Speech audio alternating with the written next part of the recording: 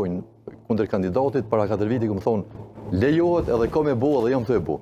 Është në 2 faza zoti Sadiku. Faza e parë kushton rreth 6.3 milion euro që është tu implementu. Është edhe faza e dytë që në total e kalon 12 milion. Që nuk ja kom sqaru, po këta kanë qef me kriju që çfarë konfuzionesh, sepse ju dhem. Amo qytetarët e komunës times e çmojnë, ai është projekti më i rëndësishëm që e kam vlerësuar. Dhe në 2021 kur jam zotu, po sidomos tash që po ndërtohet. Edhe mrena 2 viteve aty do të dislokohet ende special, edhe në vendin ku është ende special do të bëhet një park brillant për krejt qytetarët e komunës times. Është edhe diçka tjetër, deshta me një 2-3 herë e kanë thonë një propagandë që kjo tregon që edhe është goditje në brez, edhe s'ka logjike dhe tregon ignorancën e tyre. Kanë thënë që ka ardhur një projekt 300 milion euro në investitor në komunën e Shtimes, edhe gjasme unë nuk e pas na leju me investu dhe ja kom hub 300 milion. Kush ka thënë këtu? Kundër kandidati i PDK-s bashkë edhe me ekipin e tina. Që sa bllov dalin zoti Sadiku. Në komuna, çdo projekt që kërkohet më shumë se 9 hektar tokë, edhe që e ka vlerën më shumë se 30 milion euro, automatikisht kualifikohet si projekt strategjik. Edhe ai shkon në nivelin qeveritar. Po këta, qaq që lëshu në dezinformata, qaq shumë e kanë humb kontrolin, se ju të regova, që as kanë vizion, as kanë dije, as kanë dignitet, sepse të kalunën e kanë të erët. Edhe tashti janë të umorë me qisi farë dezinformatash.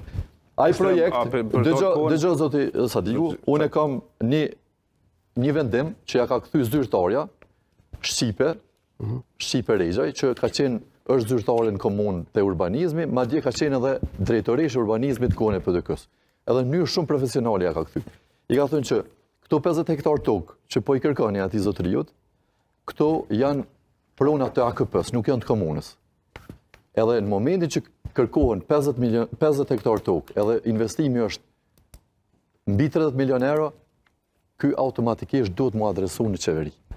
Dëmon, kjo është propagandë që mrena ka gënjeshtra, ka sajesa, edhe ka goditje, po kjo tregon edhe ignorancën e tyre. Krejt kryetarët e komunave, kolegët, leta dëgjojnë edhe ata e dinë që çdo projekt që kërkon më shumë se 9 hektar sipërfaqe dhe që e ka vlerën më shumë se 30 milion investive, është projekt strategjik dhe nuk i përket komuna. Kështu që unë du mi demantu ka njerëz që as kanë vizion, as kanë dije, po qëllimi tyre është vetëm propaganda. Penal. Qytetar nderuar, sapo e tha një të pavërtet zoti Aliu. Unë kam refuzimin këtu para. Edhe unë e kam. Nuk ja ka refuzuar për çështjet niveli qendror. Në refuzimi du me lexu.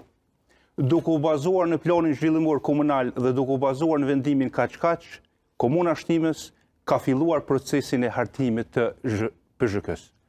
Ky projekt, plani zhvillimor komunal. Ky projekt është refuzuar në mungesë të planit zhvillimor. 300 milion euro.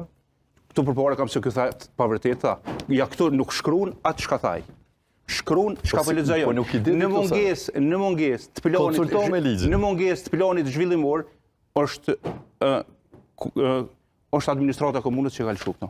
Në mungesë planit zhvillimor i refuzohet investimi 300 milionësh. Në fakt, unë më vje keq, po edhe zoti Shabani me një emision televiziv, unë e kom dëgju që e ka potencu që në mungesë planit zhvillimor një kompani që ka pas me investu dikun 150 punëtorë, me se e kom kuptu, ju ka refuzu. Replik. Edhe merr shënime kryetar, zoti Shabani urdhëron. Kushtrem. Unë e kam këto për qytetarët e komunës Shtimes. Plani zhvillimor komunal i komunës Shtimes është 2009-2019. Në 2019, siç po thotë edhe zotëri Ramusa, ka skaduaj plan zhvillimor. Me plan zhvillimor komunal, ai ka vazhdu edhe në vitet paraproke që kanë ardhur. Po ç'a është desht me bë që unë e fajtori lon edhe këta. Pse?